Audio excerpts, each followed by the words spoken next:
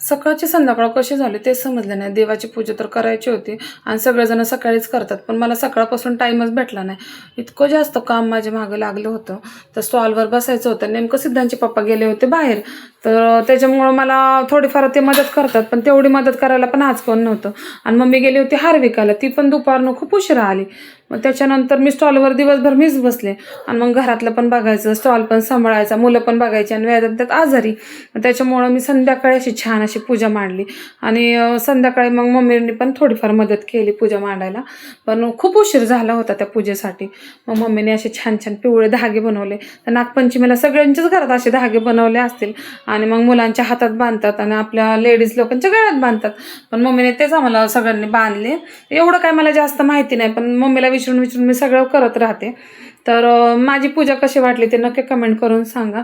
आणि हो, चॅनलला सबस्क्राईब करायला विसरू नका. भेटूया नवीन व्हिडिओमध्ये. बाय.